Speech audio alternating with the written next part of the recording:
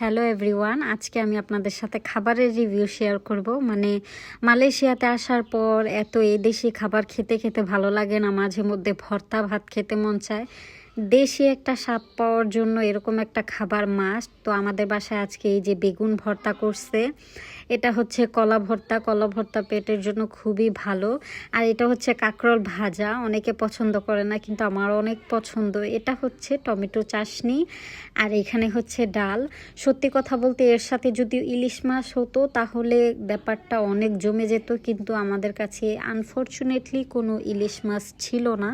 তো আমরা সবাই নিজেরা ডিম ভাইজা নিছি, কারণ এতগুলার সাথে অন্য ধরনের তরকারি ভালোই লাগতো না, যে কোনো মাছ ভাজা হলে বেশি ভালো, স্পেশালি ইলিশ মাছটা। মালয়েশিয়াতে দেশি খাবারের স্বাদ পেতে হলে তো মা দরকারই, যেহেতু আমার মাও মালয়েশিয়াতে আছে, তো মাঝে মধ্যে ভর্তা মাছ ভাজা এগুলা করে থাকে। আমার খুব বেশি পছন্দ না, কিন্তু হঠাৎ এরকম খাবার হলে ভালোই লাগে। তো প্রথমে আমি হচ্ছে বেগুন ভর্তা দিয়ে স্টার্ট করছি। মাশাআল্লাহ, বেগুন ভর্তাটা এত মজা ছিল, মানে বলার মতো না। আমার এখন ভয়েস দিতে গিয়ে আমার জিভে জল চলে আসতেছে। আমি এখানে কাঁকরোল ভাজা, ডিম ভাজা আর সাথে কলা ভর্তা যেটা, ওইটাও নিয়ে নিছি। মানে আমি আস্তে আস্তে সব খাবো আর আপনাদেরকে দেখাবো।